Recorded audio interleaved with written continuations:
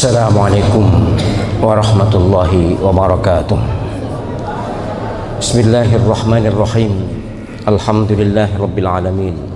Wassalatu wassalamu ala asyrafil anbiya wal mursalin Sayyidina Muhammad wa ala alihi wa ashabihi ajma'in. Subhanaka la ilma lana illa ma 'allamtana innaka antal alimul hakim. Allahumma anfa'na bima 'allamtana wa 'allimna ma yanfa'una wa zidna 'ilman nafi'a. Al-Fatihah. A'udzu billahi minasyaitonir rajim. Bismillahirrahmanirrahim. Alhamdulillahi rabbil alamin. Arrahmanir rahim. Maliki yaumiddin. Iyyaka na'budu wa iyyaka nasta'in. Ihdinas siratal mustaqim. Shiratal ladzina an'amta 'alaihim ghairil maghdubi 'alaihim waladdallin. Amin. Hadirin hadirat jamaah Masjid Al-Qadar, jamaah Umrah Az-Zahra, para pemirsa rahimakumullah semuanya, moga-moga dirahmati Allah Subhanahu wa taala. Rahmat kesehatan lahir batin, rahmat kemudahan hidup, kelancaran rezeki, dan rahmat keselamatan dunia akhirat. Amin ya rabbal alamin. Mengawali kajian IIM Islam itu mudah, sebagaimana biasa saya upayakan untuk menjawab beberapa pertanyaan pendahuluan, atau bahkan kalau untuk IIM ini pertanyaan ini saja, nanti kesempatan bertanya bagi yang hadir di KSS karena waktunya lebih leluasa. Pertama, Ustadz, apakah kurban itu boleh untuk yang sudah wafat?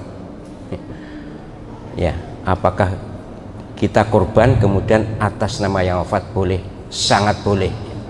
Dalilnya jelas kuat, semua ulama setuju bahwa orang hidup boleh berkorban untuk atas nama yang sudah wafat. Dalilnya yang paling populer adalah Nabi Shallallahu Alaihi Wasallam setiap kurban, tiap tahun kurban 2 kambing, 1 untuk beliau dan keluarga beliau, 1 lagi untuk umat beliau. Dan umat itu ada yang masih hidup dan ada yang sudah wafat. Oleh karena itu para ulama sepakat bahwa kurban boleh untuk atas nama yang sudah wafat.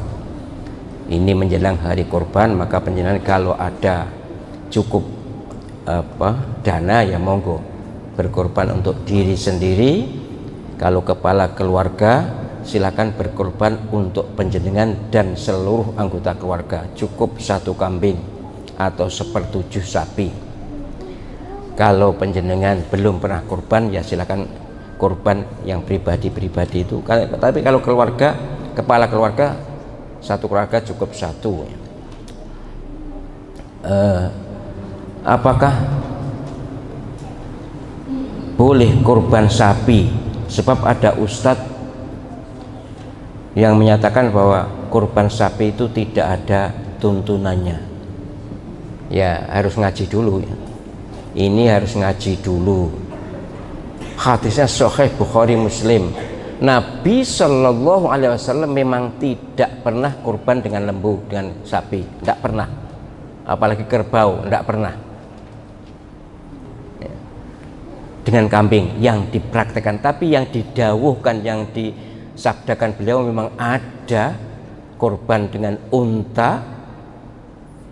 Bisa 1 unta untuk 7 atau 1 unta untuk, dalam riwayat lain 1 unta untuk 10. Tapi di sini kan tidak ada unta, ya sudah, tidak usah kita bahas. Kemudian lembu, sapi untuk 7 orang. Lalu Sunan Kudus, karena di sekitar beliau dulu banyak orang Hindu, yang orang Hindu itu pemuja sapi, maka beliau dalam rangka kearifan lokal menyikapi supaya orang Hindu tidak tersinggung, korban dengan kerbau. Itu tidak ada di kitab setahu saya tidak, atau belum pernah membaca bahwa jamus atau kerbau itu bisa untuk korban. Tapi karena semua orang setuju, atau sebagian besar orang setuju bahwa sapi dan kerbau itu mirip-mirip, hanya seje rupanya saja, tapi dalam banyak hal mirip, maka sapi atau kerbau hukumnya sama. Dan di Jawa Tengah atau di Kudus waktu itu tidak boleh kurban dengan sapi, demi menjaga perasaan tetangga-tetangga yang masih banyak Hindu, maka kurbannya kerbau. Dan itu tidak ada yang membantah ya. Saat itu ya para ulama, para wali setuju ya, tidak ada masalah. Jadi untuk kurban kalau sapi untuk 7 orang, kalau misalnya penyerahan kepala keluarga ya sudah 1/7 sapi untuk seluruh keluarga atas nama kepala keluarga ini, kepala keluarga ini atas nama seluruh anggota keluarga. Ustadz, berdosakah tentara yang ngebom sipil? Berdosakah tentara yang tentara perang ngebom sipil? Berdosa. Nabi Shallallahu Alaihi Wasallam orang yang sangat santun, sangat damai, sangat lembut. Beliau perang berkali-kali karena ditantang, bukan ditantang, diluruk, diserang. Karena diserang maka Nabi layani, dan beliau selalu menang karena roh jihadnya, semangat juangnya, dan kekompakan para sahabat itu menjadi senjata terkokoh, terhebat untuk menghadapi serbuan orang-orang kafir. Nah, beliau ketika akan berangkat perang, pesannya ada 5. Jangan kau bunuh orang tua, orang lanjut usia. Jangan kau bunuh kaum wanita, kecuali wanita yang memang terlibat dalam peperangan. Jangan kau bunuh anak-anak. Kalau anak dijak perang karena orang tuanya memang perang, ya jangan dibunuh anaknya. Jangan kau bunuh binatang ternaknya, terutama binatang yang diopeni, ya, binatang yang dipelihara. Jangan kau rusak bangunan dan jangan kau tebang pepohonan. Coba betapa santunnya perang Rasulullah SAW. Yang dihadapi hanya musuh, hanya tentara, hanya anggota perang. Itu yang boleh dibunuh, karena mereka yang membunuh atau boleh membunuh. Jadi perang itu fair. Nabi Sallallahu Alaihi Wasallam memang berkali-kali perang, tapi tidak nggarai perang, tidak memulai perang. Tidak pernah Nabi memulai perang, selalu diserang. Dan alhamdulillah dalam sejarah selalu menang. Bahkan dalam perang Uhud pun menurut saya itu Nabi SAW menang, sahabat yang kalah, karena sahabat tidak patuh pada, bukan tidak patuh sih, merasa sudah selesai pada pesannya Nabi, kamu jangan turun sebelum saya izinkan turun dari gunung itu, Ar-Rumat ya, gunung para pemanah itu. Ternyata karena sudah dianggap kalah, mereka turun. Nah, setelah turun, Khalid bin Walid atau komandan perang kafir waktu itu, Khalid belum Islam waktu itu, naik ganti menempati tempat gunung ini, kemudian menyerang, memanai para sahabat Nabi yang sudah kadung turun, ya kalah sudah. Tapi Nabi kan menang, andai kata mereka patuh pada instruksi Nabi. Tapi ini juga syariat, pelajaran bahwa kepatuhan pada komandan, kepatuhan pada pemimpin dalam Islam itu mutlak, asal pemimpin itu patuh pada Allah SWT dan Rasulnya SAW. Ustadz, ada yayasan anak yatim mengadakan acara halal bihalal, tapi dananya yang buat konsumsi adalah uang donatur yatim bulanan. Bagaimana hukumnya? Baik, ini penting ya untuk orang-orang yang berkecimpung di pengasuhan anak yatim. Dana anak yatim itu harus digunakan untuk anak yatim atau keperluan yang terkait dengan anak yatim. Untuk halal bihalal, jika ini penafsiran sudah terhadap surat An-Nisa itu, jika yang hadir diyakini orang-orang miskin, yang hadir itu anak yatim ini, kemudian mengundang undangannya orang miskin, maka boleh memakai dana donatur dengan niat menyenangkan, ngopeni anak yatim.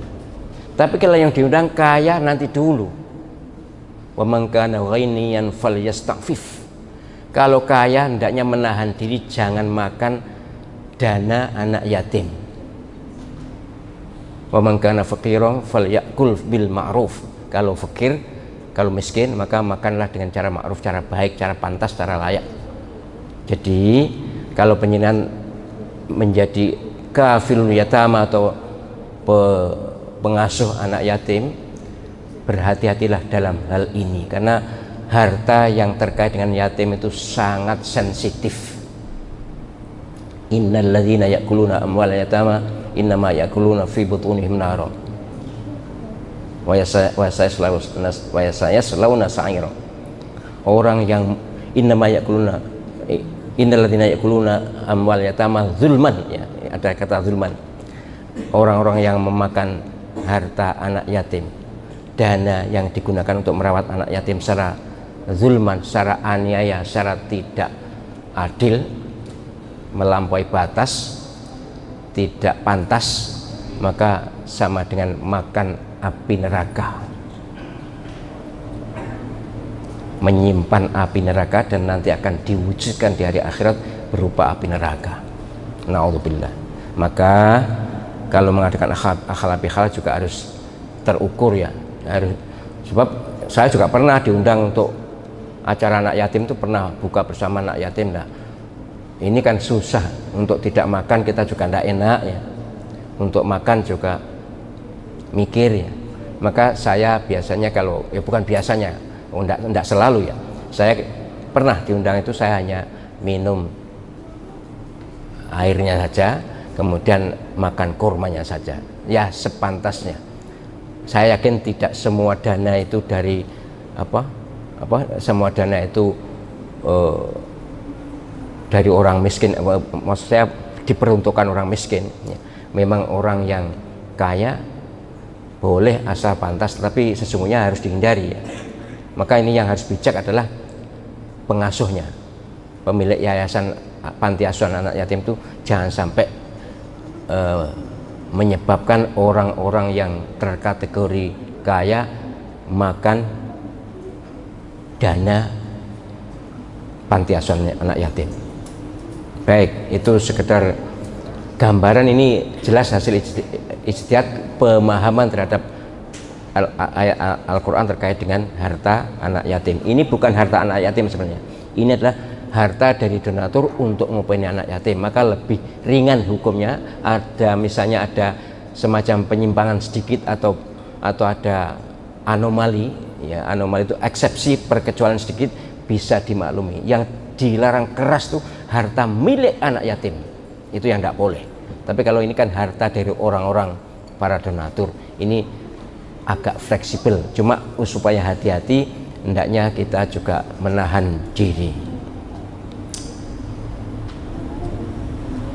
Ustadz, ada sebenarnya ini panjang dan dia anak ini yang menyampaikan, tapi saya gunakan bahasa orang ketiga aja. Ada suami yang punya hutang, suami punya hutang, istrinya tahu tapi disepakati atau diketahui bahwa ini tanggung jawab suami. Suaminya sudah wafat, kemudian istri ini punya dana sudah digunakan untuk DP ONH, bayar haji atau uang porsi haji itu sudah, dengan pesan uang ini kalau nanti saya tidak bisa haji, saya wafat sebelum bisa haji, uang ini harus digunakan untuk badal haji saya. Tapi ternyata hutang suami ini belum selesai, ditinggal mati suami, utangnya masih, kemudian ibu ini, istri ini wafat juga. Tapi pesannya gitu, iki duit haji ki aja tinggi liane, tinggi tahlilan tinggi haji, badal dan tahlilan, gitu pesannya. Memang ada bunyi kata tahlilan.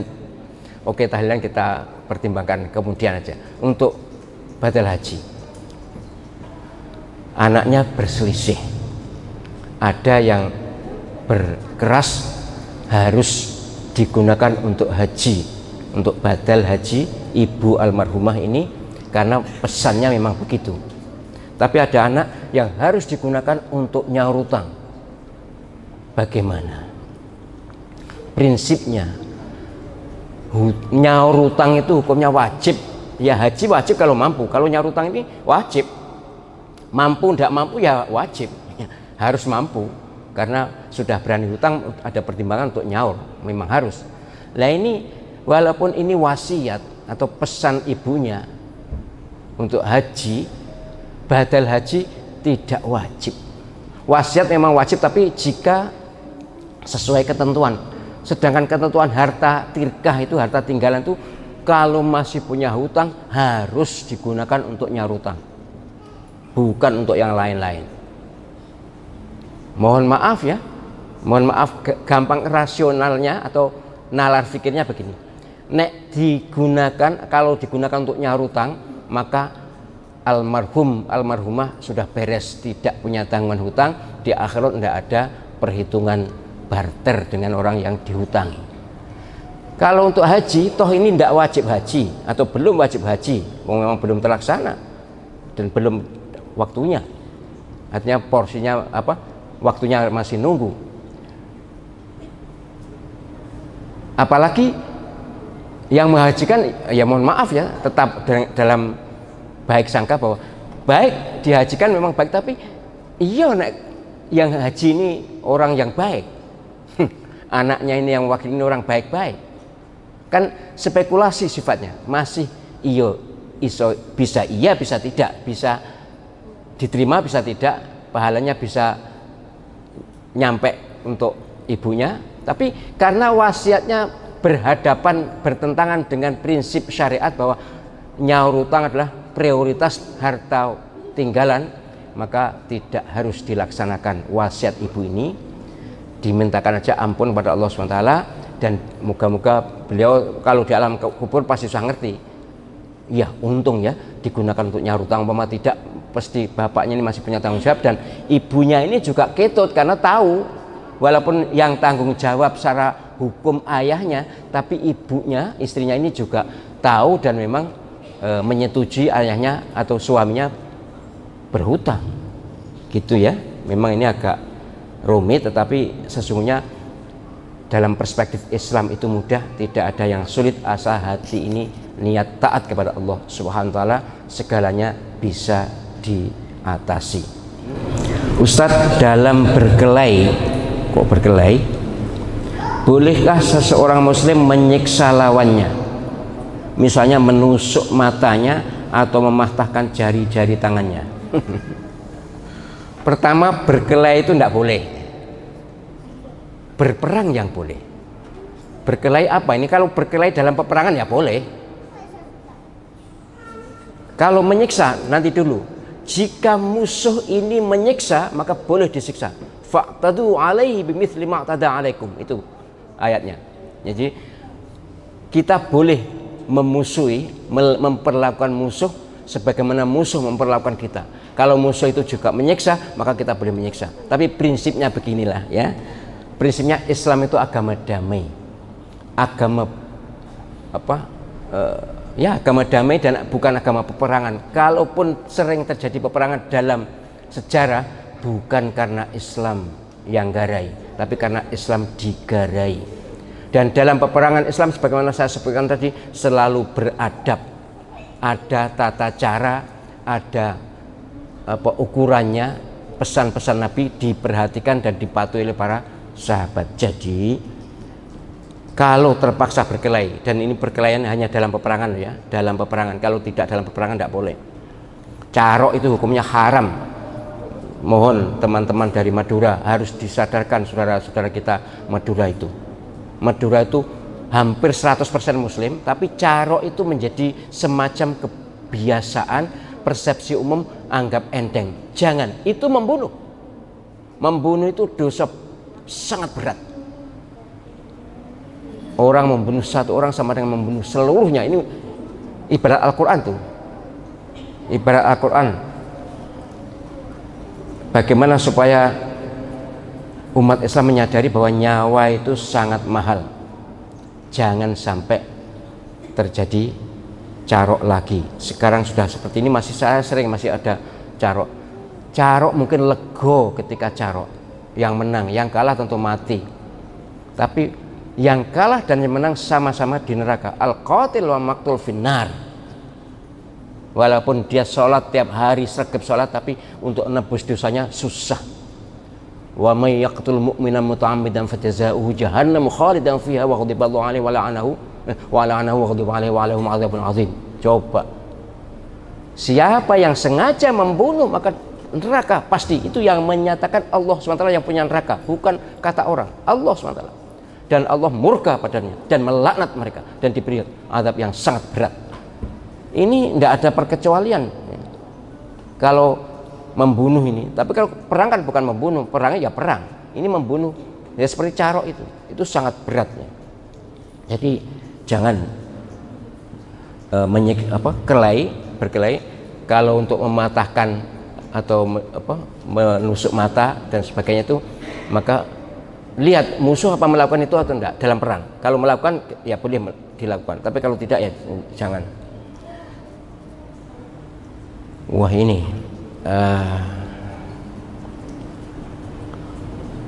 Ustadz, gimana hukumnya orang menggadaikan barang dan uang yang diterima oleh pihak penerima gadai langsung dipotong? Saya termasuk yang mudah atau setuju pada pendapat yang mudah dalam hal transaksi ekonomi. Saya termasuk yang mendukung bahwa riba pasti haram, bunga belum tentu riba, atau bunga bukan riba, kecuali nanti dengan ketentuan yang menyamai riba maka akan riba. Tapi secara umum bunga bukan riba, bunga ya bunga. Soal hukumnya nanti ada perinciannya. Tapi soal gadai memang saya berat untuk membolehkan, itu berat karena umumnya gadai itu mesti ada semacam pemerasan, semacam penindasan, semacam pemaksaan. Orang yang menggadaikan itu kan ya terpaksa, golek utang harus gak entuk, kemudian utang ke pegadaian dengan borok itu dengan jaminan, dengan agunan. Kemudian agunan itu pasti di atas harga yang diutang. Kemudian nanti kalau tidak bisa lalu dilelang, kemudian ya ada konsesi-konsesi yang umumnya pihak yang menggadaikan ini mesti dirugikan banyak, terpaksa mau. Ini malah gini, digadaikan katakanlah sepeda motor yang mestinya harganya 15 juta dinilai hanya 10 juta, diberi uang 10 juta. Itu pun setelah diterima atau sebelum diterima ya, dipotong dulu sekian persen. Ini berapa persen tidak ada, pokoknya dipotong 10 juta itu ya, itu dipotong untuk biaya administrasi macam-macam. Bagaimana? Saya berharap kepada pegawai pegadaian hendaknya menyadari bahwa orang yang datang itu adalah orang-orang susah, orang-orang yang hidupnya berat. Jangan mentolo ya. Apa mentolo ya? Apa mentolo ya? Mentolo. Kenapa mentolo nih Bu? Oh tega ya? Jangan tega. Iya dah, bener ya. Jangan tega ya. Tapi gak podo persis, tapi oke lah, semakna. Jangan tega ya. Jangan tega terhadap orang-orang yang susah. Panjenengan mempermudah orang yang susah akan dipermudah Allah SWT, dan mempersulit orang maka akan dipersulit oleh Allah SWT. Itu jelas ya. Hadisnya banyak sekali. Nabi SAW pesan, ojo sampai kita dalam hidup mempersulit orang, maka Allah SWT akan mempersulit dia. Tapi kalau kita mempermudah orang, Allah SWT akan mempermudah kita. Prinsip itu.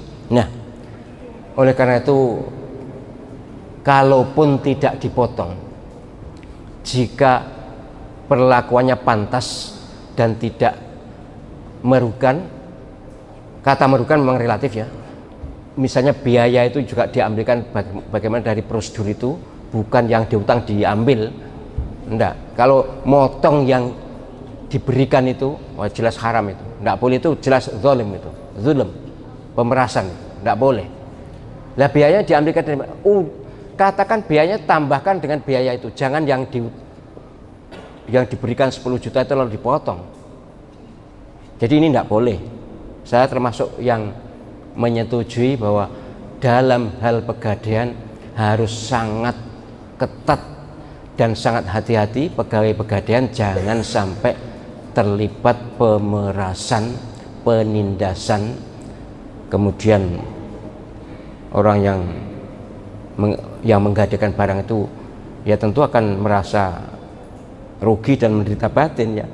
Wong tidak dipotong aja sudah rugi kok itu, nanti kalau ada apa lelang atau tidak bisa mengembalikan kan mesti akan ada biaya-biaya tertentu di lelang. Jadi gitu ya. Nah, ini mirip ini. Ustadz, ada koperasi misalnya orang pinjam 100 juta, maka dia harus nyaur tiap bulan 10 juta kali 11 bulan, berarti 110 juta dong. Nah, ini problem ya. Jadi utang 100 juta, nyaur diangsur tiap bulan 10 juta tapi kali 11. Padahal kalau 100 mestinya kali 10, tapi ini kali 11, berarti 10%, ada tambahan 10%. Gimana ini? Begini ya, sudah berulang kali saya sampaikan bahwa dalam hal muamalah, dalam hal transaksi sosial kemasyarakatan, itu kata kuncinya al-aqdu wal maslahah, akad dan kemaslahatan. Tukar uang satu lembar ratusan ribu ditukar dengan 2 ribuan, tapi 2 ribuan itu 95 ribu atau 96 ribu dipotong, itu riba. Caranya buat akad yang enak. Wes mas, iki aku hijau 100, sampean ke saya 100 oleh 100. Setelah itu kemudian ngerogoh sak neh, mas ini uang lelah sampean, entahlah 5.000 atau 10.000, tapi bukan tukar menukar langsung dipotong. Ini juga gitu koperasi ini ya, memang katanya biaya itu apa, kelebihan itu untuk anggota ya, memang untuk anggota, tapi 10% tentu beratnya ya, saya tidak tahu berat atau tidak. Bagi orang yang butuh memang tidak berat sih, tapi secara umum menurut ilmu ekonomi 10% 1 tahun atau 11 bulan, apa berat atau tidak. Tapi yang jelas begini, bagi saya yang penting bagaimana nyiasati akad ya, nyiasati akad. Jadi kalau bisa ya, baik sampean utang 100 juta, kembalikan 100 juta, tapi Nabi bersabda ya gitu kena gak di ngono nih ya. Nabi bersabda bahwa sebaik-baik penghutang adalah yang kalau mengembalikan dilebihi. Itu kira-kira mempan waraya. Memang ada hadis Sahih Bukhari, orang yang sebaik-baik penghutang adalah kalau nyaur dilebihi. Tapi saiki lho, kok dilebihi? Nyaur iso nyaur tepat waktu wis bagus kok. Ditake malah nyeneni kok saiki iki. Tapi sungguh hidup di dunia ini memang ujian. Ujian terberat adalah terkait umat Muhammad SAW ya, terkait harta. Nabi SAW dawuh bahwa ujian umatku yang paling berat adalah harta. Umatku paling banyak tidak lulus kalau diuji harta, diuji kehidupan terkait harta. Maka cobalah kita sadari bahwa jika kita ini mempermudah orang terkait harta, maka Allah SWT akan mempermudah kita. Sudahlah, kalau ada orang hutang ya hutanglah. Soal mengembalikan berapa ya tidak usah diperdi, tidak usah dibatasi. Ya, yang hutang sebaiknya juga nyadari bahwa dihutang itu ditulung. Nek ditulung itu hendaknya juga jangan mentung, tapi hendaknya juga berterima kasih. Maka kembalikanlah lebih, karena koperasi itu untuk apa? Ya untuk kebersamaan. Maka sebaiknya akadnya akad biaya. Tapi gini ya, jangan gitu, pokoknya gini, sampean utang ini karena ada biaya, ini ada koperasinya, ada pegawainya, ada administrasinya, maka sampean terkena biaya 5 juta, silakan dibayar. Wah, kalau dereng gak ada uang, wes pokoknya ini dari uang koperasi, pokoknya sampean membayar biaya administrasi, wes 5 juta, sudah. Nanti nyaurnya tetap 100 juta. Atau biayanya dibuat 10 juta, wes. Pokoknya tiap bulan 100.000 misalnya. Kok 10 juta itu 10 juta berarti 1 juta ya tiap bulan. Yo kakean misalnya, tapi akadnya biaya administrasi, biaya operasional koperasi. Mengapa? Ya karena al-aktual maslahat tadi, akad dan maslahat ini toh demi kemaslahatan bersama. Koperasi dapat maslahat, dapat kebaikan karena ada orang yang bisa mengerti untuk membiayai operasional koperasi, dan yang hutang ini ya, yang koperasi juga orang yang hutang juga mendapatkan masalah, mendapatkan utangan walaupun dengan membiayai. Tapi jangan diakati bunga, jangan diakati tambahan, jangan diakati apalagi rente ya. Akati sebagai biaya, tapi caranya ya begitu tadi. Ya diakad biaya dari uang biaya, bukan dari potongan. Jangan dipotong, sudah diberikan 100% kemudian nanti biar dia yang mengeluarkan dari sakunya, mungkin diambilkan dari uang itu, terserah. Kan ini khilah syariah tuh, rekayasa syarak seperti ini loh. Gampangnya orang bayar zakat fitrah, yang membolehkan dengan uang kan hanya mazhab Hanafi. Mazhab Syafi'i kan tidak boleh zakat fitrah dengan uang. Lah kan orang-orang tidak semuanya punya beras, atau umumnya lebih mudah pakai uang. Oke. Mazhab Syafi'i membolehkan dengan cara begini. Orang yang punya uang tadi datang ke Amil, membeli beras di Amil. Uang itu dibelikan beras dari Amil itu, sak porsi zakat ya 3 kilo ya. Kemudian setelah diberi, uang diterima dan sudah beli beras tadi, beras itu dizakatkan kepada Amil ini. Jadi zakatnya bukan uang tapi beras. Nah kalau mazhab Hanafi enggak, membawa uang, ini uang senilai 3 kilo, saya zakat fitrah langsung.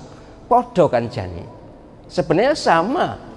Tapi yang mazhab Syafi'i pakai khilah syariah, direkayasa supaya akadnya bukan akad zakat pakai uang tapi akad zakat pakai beras. Ini sama, yang penting hati ini tetap dalam rangka taat kepada Allah Subhanahu wa ta'ala. Ustadz, adakah ilmu kasyaf itu? Ilmu kasyaf, ilmu ya, kasyaf itu terbuka ya, ilmu weruh sak jroning winarah ya. Tahu hal-hal yang gaib. Ilmu kasyaf terbuka, apa-apa yang orang tidak tahu dia tahu. Apa ada? Iya ada. Ada ilmu kasyaf itu ada, tapi kecenderungannya satu laduni. Laduni itu pemberian tanpa dipelajari. Mu'tah ya, given dari Allah Subhanahu wa ta'ala. Yang kedua nasab, keturunan, memang bisa dipelajari tapi jarang ya. Ya katakan para ahli kasyaf itu umumnya bukan karena belajar, apalagi kuliah, tidak ada kuliah kasyaf, tidak ada. Jadi ini ilmu yang sebenarnya bisa dipelajari tapi umumnya bisa mendapatkannya bukan karena belajar tatap muka, tapi belajar dengan riyadhah. Belajar dengan riyadhah. Bisa karena keturunan. Ya mohon maaf, bismillah ikhlas ya. Menurut ayah saya punya sebenarnya potensi itu sejak kecil sudah dibaca oleh ayah saya. Saya itu kalau mengatakan sesuatu langsung terjadi. Waktu itu saya juga tidak menyadari pitik ngendok itu yang ngendok. Waktu itu cara saiki ya bagus nih, duit moro katanya, tetapi saya tidak ya, saya tidak mempelajari. Sebab gini loh, ilmu kasyaf itu ilmu yang berat, berat di ujian imannya. Yang saya tahu banyak yang tidak lulus atau samar-samar gini. Sebab kasyaf itu mesti akan menjurus pada meramal, mirip meramal. Sebenarnya tidak meramal tapi mirip. Jadi tahu apa yang dia tahu orang lain tidak tahu. Yang asli memang min indillah dari Allah SWT. Para rasul, para aulia, ya para nabi itu mendapatkan wahyu atau ilham. Jadi perantaranya malaikat itu yang bersih, dan itu tidak mudah ya. Kemudian yang paling sering saya ketahui itu diganggu setan, diganggu jin, diintervensi jin, diintersepsi jin, disusupi jin.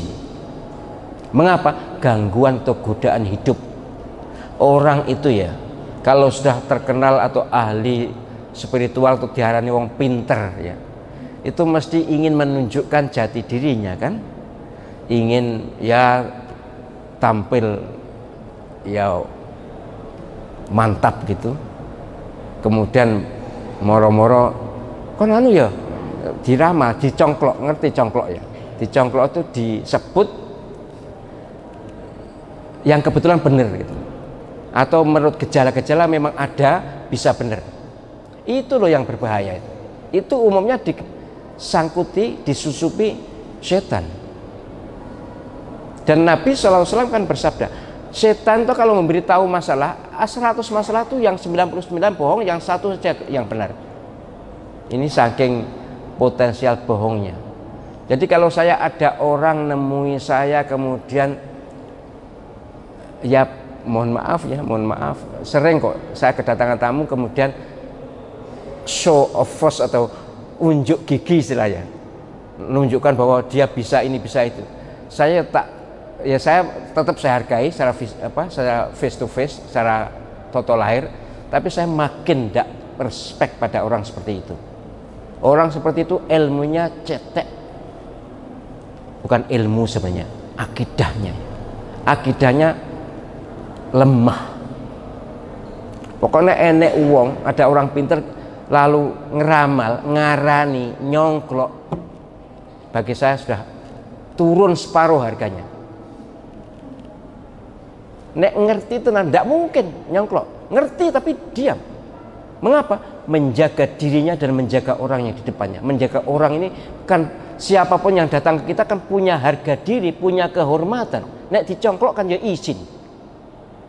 Satu. Yang kedua, jaga kita ini, jaga diri ini supaya tidak gemede, tidak takjub, tidak kemudian sombong, pamer. Itu yang berbahaya di situ. Sekali lagi kalau yang ditanyakan apa ada ilmu kasyaf, ada. Bisakah dipelajari? Dipelajari bisa, tapi untuk mencapainya tidak mudah. Umumnya dengan riyadhah, basiroh namanya. Ya kalau sudah mencapai itu basiroh itu mata hati. Ya banyak sebenarnya kita yang bisa punya itu banyak, tapi yang sebenarnya ma'unah, sebenarnya karomah dari Allah SWT. Ma'unah itu pertolongan, karomah itu kehormatan dari Allah SWT adalah yang tidak ditunjukkan orang, yang ditahan untuk dirinya dan untuk menjaga perasaan orang yang di depannya. Baik, bon niku sudah.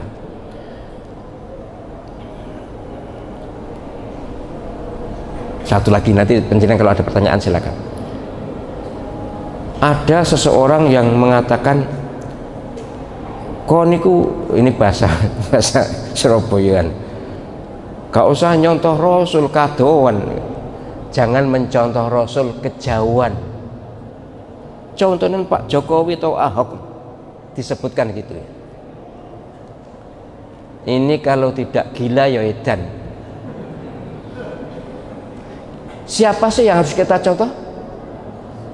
Ya Rasulullah, buka kadoan, tapi laqad kana lakum fi Rasulillahi uswatun hasanatun liman kana yarjullaha wal yawmal akhir wa dzakarallaha katsiran. Quran itu dawuh Gusti Allah, sungguh Nabi itu uswah, contoh teladan yang baik bagi orang yang mengharapkan ridha Allah. Liman kana yarjullaha wal yawmal akhir, orang yang mengharapkan selamat di akhirat dan orang yang banyak berzikir. Lah kok nyontoh iki juga tak sebutkan, lali aku, jadi gak usah saya sebutkan sebenarnya. Iki nah ya wis. Kok nyontoh iki? Awas kan. Kalau yang dinasihat ini nyontoh iki. Iya nek gak iya. Kita ndak tahu gimana iki ini. Tapi yang satu jelas non muslim kan, ya ndak bisa dicontoh lah. Sebaik apapun non muslim ndak boleh dicontoh. Mohon maaf pada non muslim, ini doktrin kita, doktrin ajaran Islam memang begitu. Bagi Islam, tanpa merendahkan orang yang beragama selain Islam, tapi bagi Islam, orang yang sudah mencederai akidah, sudah musyrik itu serendah-rendah orang di mata Allah Subhanahu wa taala. Orang yang sangat dimurkai adalah orang yang musyrik. Jadi dosa paling awal yang harus dipertimbangkan adalah akidahnya cacat tidak. Kalau akidah cacat, yaitu dosa terbesar, sudah tidak bisa dicontoh. Itu doktrin agama loh ya, ini ajaran agama, jangan kita nyang loh, tapi dia orang baik, ya sudahlah, walaupun sebaik apapun tapi dia dengan Allah subhanahu wa ta'ala kan tidak baik. Itu loh, jadi kadang-kadang kita itu tertipu oleh cover ya, oleh bungkus. Oke, sekali lagi, siapapun dan agama apapun harus kita hormati. Tetapi kalau kita bicara dengan tentang doktrin, ajaran paling pokok dalam Islam adalah tauhid, la ilaha illallah. Kalau ada orang yang tidak la ilaha illallah, maka itu dosa paling awal dan paling besar. Gitu nggih. Jadi kita harus sadar bahwa teladan kita adalah Rasulullah SAW. Sebaik apapun orang di dunia ini, oke lah, bisa kita contoh jika akidahnya benar. Tapi ya tentu benar-benar orang ini harus taat pada Allah dan Rasulnya. Tidak boleh orang yang banyak maksiat lalu kita contoh. Ini ada pernyataan ini dari politisi. Pemimpin itu walaupun banyak dosa, banyak maksiat, wajib ditaati, gitu katanya. Ingat, pernah nonton penjenengan statement ini ya? Ada seorang Gus, tokoh partai, yang mengatakan bahwa pemimpin itu walaupun banyak maksiat atau tukang maksiat, tapi tetap punya hak untuk dipatuhi.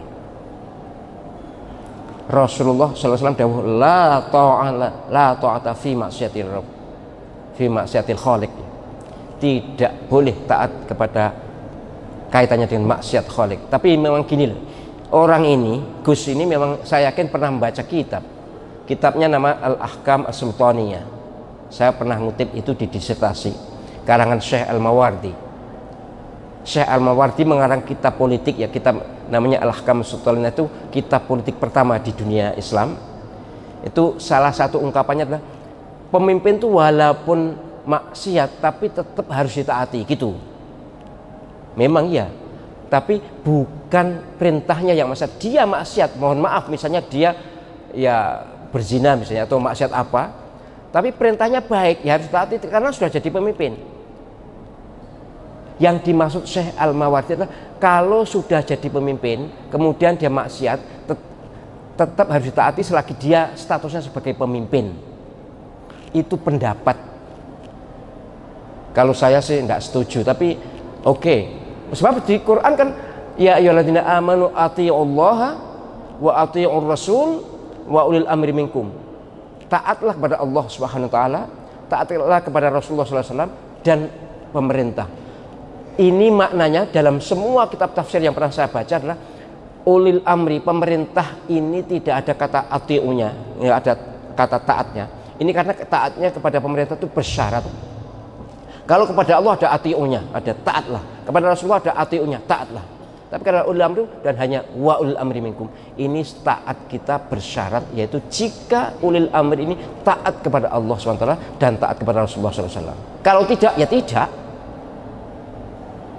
Nah, Syekh Al-Mawardi berijtihad mengomentari atau mengulas keadaan saat itu. Mohon maaf, tetap kita hormati para sahabat. Memang Sayyidina Muawiyah, khalifah pertama Bani Umayyah, kemudian anaknya Yazid bin Muawiyah, itu termasuk yang dalam kehidupan dunia banyak dicela. Apalagi Yazid itu adalah khalifah yang di masa pemerintahannya Sayyidina Husain, cucu Nabi SAW, dibunuh dan dipotong, dipenggal kepalanya, dan kepalanya diserahkan kepada Yazid. Ini kemudian Yazid bukan memegang, bukan mencium, tapi dicutik dengan tongkat. Bibirnya dicutik dengan tongkat. Akhirnya salah seorang sahabat keluar dan menangis. Saya menjadi saksi bahwa bibir mulia Sayyidina Husain itu dulu diciumi Nabi SAW. Sekarang dengan tongkat kalian sentuh. Ngeri memang. Itu kan perbuatan tercela. Tercela. Maksiat, dosa. Tapi apakah lalu umat Islam di masa Khalifah Yazid lalu boleh memberontak? Tidak. Ini loh komentarnya Syekh Al-Mawardi itu, kaitannya dengan kondisi seperti ini. Tidak semua khalifah itu orang yang taat dalam pengertian 100% kayak para ulama. Ya, jenis penguasa itu di mana-mana ada potensi untuk menyimpang. The power tend to corrupt, kan gitu kan bahasa Inggrisnya.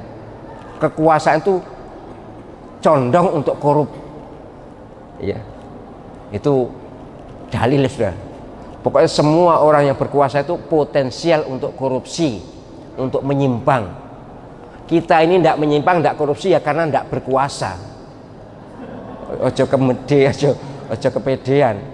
Kalau berkuasa belum tentu, gitu loh ya. Jadi ini ulasan seperti ini ya menurut saya tidak pada tempatnya. Ini dalam rangka mengomentari salah seorang capres ya, salah seorang baca pres yang di media sosial terkenal bokep ya. Mbok aku gak harus terkenal suka porno lah wis ngono ya. Lalu dalam rangka memproteksi ini lalu dikomentari dengan kitabnya Syekh Al-Mawardi. Kitab itu benar untuk kondisi yang dikomentari Syekh Al-Mawardi, yaitu untuk Khalifah Bani Umayyah. Dan sebenarnya Umayyah Abbasiyah atau para khulafa itu secara umum memang ada sisi-sisi gelapnya, itu ada. Ya namanya manusia, tetap manusia, punya kuasa, punya fasilitas ya, potensi. Tapi kepatuhan rakyat itu tetap dituntut selagi perintah-perintahnya, segi aturan-aturannya sesuai dengan hukum Allah SWT dan Rasulnya SAW. Itu walaupun orangnya tidak. Allahumma ajirni minan nar, ya Allah bebaskan kami dari siksa neraka. Di sini kan kita baca setiap selesai sholat ya, terutama ya yang keras kan, keras di sini maghrib, isya, subuh. Allahumma ajirni minan nar 3 kali. Itu hadisnya sahih, bahkan sahih Bukhari Muslim, tapi bukan ini hadisnya. Hadisnya begini maknanya: siapa yang mohon perlindungan kepada Allah SWT dari api neraka 3 kali, maka neraka juga memohonkan dia perlindungan untuk dia. Hadisnya sahih itu ya. Siapa yang mohon perlindungan dari siksa neraka 3 kali, maka neraka juga berdoa mohon supaya orang ini dilindungi dari siksa neraka. Itu yang kita terapkan. Sedangkan redaksinya memang dhaif ya, tapi bukan seperti ini. Dhaifnya kalau dibaca 7 kali kemudian terbebas dari api neraka, itu yang dhaif. Tapi kalau bahwa dibaca 3 kali neraka ikut mendoakan, itu sahih. Dan ini doa, teksnya doa. Doa itu bisa ngarang sendiri, bisa bahasa apa saja. Dan ini kita doa dan kita menerapkan perintah atau iming-iming Nabi SAW itu. Allahumma ajirni minan nar. Kalau di bersama-sama Allahumma ajirna minan nar. Boleh ajirni kalau sendirian, kalau bersama-sama ajirna minan nar. Itu bagus kita biasakan. Sama dengan saya waqina adzabannar, waqina adzabannar, waqina adzabannar itu nggak ada hadisnya dalam teks seperti itu, tapi hadisnya ya tadi mohon perlindungan kepada Allah Subhanahu wa ta'ala dari siksa api neraka 3 kali, maka neraka juga ikut memohonkan perlindungan itu. Itu Allah. Kalau imam baca Allahumma ajirni minan nar ya salah, harus Allahumma ajirna. Kalau imam, wah itu Nabi pernah marah itu. Dimimpin doa Allahumma ajirni minan nar. Nek cara aku sing dadi makmum yang kemudian tak sundul. Wong diamanati dongo imam doa itu adalah, sekali lagi berulang kali saya sampaikan, adalah untuk semua. Nabi pernah marah, orang seperti ini dianggap khianat, dipercaya untuk berdoa untuk umum, ternyata dia berdoa untuk diri sendiri. Kalau sengaja dosa, tapi kalau tidak ngerti ya sudahlah, tidak ngerti ya moga-moga dia ampuni Allah. Tapi saya pikir ini semuanya kan ngerti ya. Kalau mimpin doa jangan pakai ni, jangan pakai li, harus pakai lana atau pakai na, karena mewakili ini. Jadi lo itu kan mengubah teks hadis misalnya. Ya jangankan hadis, Quran pun kita Robbi habli minas sholihin kan sering itu ya. Ya Robbi hablana minas sholihin. Niat kita bukan membaca Quran tapi berdoa. Robbi ja'alni muqimas shalah. Kan sering juga. Sudah kiai sebenarnya. Robbi ja'alni muqimas shalah. Aku gak gelem ngamini, bukan apa-apa. Ini karena orang seperti ini dimarahi Nabi. Kalau memang pakai teks itu, surat Ibrahim ayat 40 itu, Rabbi ja'alna muqimis shalah. Bukan membaca Al-Quran tapi berdoa, mengambil inspirasi atau ya inspirasi dari Al-Quran. Sama dengan Rabbi firli wali walidayya warhamhuma kama rabbayani shaghira. Itu kan tidak ada di Quran. Di Quran kan wa qur rabbilhamhuma kama rabbayani shaghira. Tidak ada Rabbi firli wali walidayya warhamhuma, tidak ada.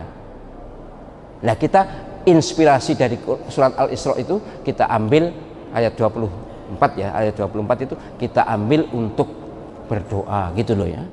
Kemudian astaghfirullahaladzim li wali walidayya, memang tidak ada hadisnya. Dan ya mohon maaf saya tidak membaca itu. Saya membaca itu kalau berdoa. Allahumma firli wali walidayya wal mu'minin wali ashabil huquqil wajibati alayya. Itu yang saya praktekkan dalam doa. Doa bebas. Tapi kalau dijadikan zikir, ini tidak ada tuntunannya, tidak ada contohnya. Saya tidak menyalahkan, tapi ini tidak ada. Nabi SAW tidak pernah baca ini untuk zikir, untuk wirid loh ya. Tapi kalau untuk doa kan bebas kita. Jadi gitu nggih. Jadi kenapa saya tidak membaca Allah astaghfirullahaladzim li wali walidayya? Karena memang tidak ada tuntunannya. Loh, apa itu tidak boleh? Ya boleh aja untuk fadhil amal, silahkan saja. Tapi kalau bagi saya selagi ada yang dicontoh dari Nabi SAW, kita ngambil yang dari Nabi SAW, lebih aman. Kemudian seperti ini kita bawa ke doa saja. Gitu nggih. Jadi saya mohon maaf, saya terus terang di sini mempraktekkan agama itu sangat rigid ya. Sangat ketat. Sebab tanggung jawab saya kan lebih berat dari tanggung jawab penjenengan karena melok beres. Nah saya kan gitu, sehingga saya harus ekstra hati-hati, tidak sembarang untuk mengekspos atau mengajarkan atau menunjukkan amalia-amalia yang bisa kita laksanakan, apalagi yang terkait dengan zikir atau wirid setelah sholat itu. Kalau saya mutlak harus ada tuntunan dari Nabi SAW, tidak boleh kita ngarang saya lah. Tapi kalau ada orang yang membolehkan ya silakan aja, karena itu sudah di luar sholat, maka ya silakan saja. Hak sampun. Iya, memang itu ujian bagi penjenengannya, ujian bagi anak-anak muslim yang keluarga atau orang tuanya non muslim. Anjing menjadi masalah. Iyalah, memang saya mengerti dan berat itu, ujian itu berat. Tapi gini, Islam itu mudah. Hanya Imam Syafi'i dan Imam Hambali yang menyatakan seluruh anjing itu, atau bagian anjing seluruhnya itu najis mughalladzah. Hanya dua ini. Imam Abu Hanifah menyatakan najisnya anjing ya najis biasa, kalau mencuci hanya 3 kali, bukan 7 kali. Apalagi Imam Malik, gurunya Imam Syafi'i, menyatakan bahwa najisnya anjing itu ya kayak kambing lah. Najisnya hanya kencingnya, tainya, sama liurnya. Itu pun nyucinya ya seperti nyuci kencing anjing, kencing apa? Kambing aja. Ya sekali sudah. Maka di Afrika Utara, saya pernah hidup di Afrika Utara lama, ya Mesir itu termasuk Afrika Utara. Sudan itu seluruhnya mazhab Hanafi, mazhab Maliki, hampir semua rumah punya anjing. Muslim itu, bahkan saya ya terpaksa, tapi ada anjing di apartemen saya menyewa rumah itu, disewakan, bukan saya yang menyewa kampus, kemudian rumah itu ditempati oleh banyak mahasiswa, ada anjing di rumah itu, nggak mau pergi, ya sudah saya pelihara sekalian. Jadi saya ketika akan berangkat itu saya pamit anjing itu, pamit ya dengan bahasa Arab, pinter bahasa Arabnya anjing. Artinya ngerti, saya bahasa Arab itu ngerti. Sama di sini aja, jaga rumah, jangan pergi kalau saya belum pulang. Betul, saya pulang itu masih di situ. Anjing itu lebih setia daripada daripada istri yang tidak setia loh ya. Gitu nggih. Jadi panjenengan tidak usah dipikir, kalau memang terpaksa orang tuanya juga tidak bisa menghindari anjingnya, sudah tidak apa-apa. Kalau bisa dihindari tentu lebih yes. Kalau tidak bisa tidak usah ragu. Ikut aja mazhab Maliki. Najisnya hanya seperti najisnya kambing, bahwa ya kencingnya, ya beraknya, dan kalau anjing liurnya. Tapi kan kulitnya, bulunya enggak. Gitu aja supaya sampai enggak beban. Tapi nek iso menghindari tentu lebih tenang ya. Kesetnya ya. Jadi anjing dididik untuk keset gitu ya. Ya, jadi ya kalau sekedar itu ya ringan lah, kelasnya kelas ringan tuh. Andai kata ragu ya enggak seberapa. Tapi intinya jalani Islam ini dengan mudah. Jangan dengan susah.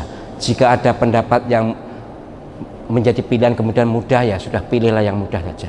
Jangan pilih yang susah.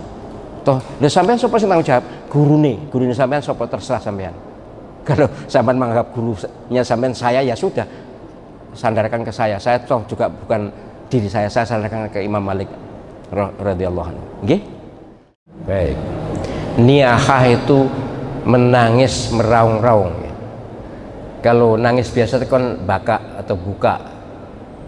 Kalau niyahah itu menangis berlebihan. Kalau di Arab dulu, niyahah itu nangis sambil mencakari muka, sambil merobek baju. Kalau sekarang ya nangis berlebihan, tidak berkesudahan. Mohon maaf ya. Ya namanya manusia tetap manusia, ada keterbatasan. Jangankan kita. Nabi SAW ketika ditinggal wafat Ibrahim, anak beliau, Ibrahim bin Muhammad itu masih kecil, wafat. Tidak pernah punya anak laki-laki, lahir anak laki-laki, sedang lucu-lucunya wafat. Sopo sing gak? Nabi meneteskan air mata. Jelalah ada gerhana. Waktu itu ada gerhana matahari. Kemudian para sahabat mengaitkan, wow berarti ini wafatnya gerhana ini karena sedang berduka matahari karena wafatnya Ibrahim bin Muhammad ini. Lalu Nabi menyangkal, matahari dan bulan itu ciptaan Allah. Tidak ada gerhana karena kematian atau karena lahirnya seseorang. Jangan kau sembah matahari dan bulan, sembahlah Allah SWT yang menciptakan matahari dan bulan. Itu luar biasa ya. Nabi memproteksi akidah, melindungi akidah umatnya, itu luar biasa. Ini kan kesempatan sebenarnya, kesempatan Nabi untuk ya misalnya untuk ya semacam membuat semacam peluang untuk kultus ya. Anaknya wafat, ada gerhana, wah iya ini anak saya ini karena dicinta Allah maka terjadi gerhana, kan mestinya gitu untuk tapi Nabi tidak, dan memang tidak. Jadi gitu, niyahah itu tidak sampai merusak, tidak sampai berlebih-lebihan. Kalau sekedar menangis wajar. Bahkan mohon maaf ya, saya ada saudara menangisi suaminya itu sampai 1 bulan lebih. setiap malam menangis di kamar dan berkeras, tapi tidak rusak ya, nangis geru-geru itu aja. Terus kadang-kadang ngotot mau ke kuburan malam-malam. Itu sebenarnya sudah tidak boleh ya.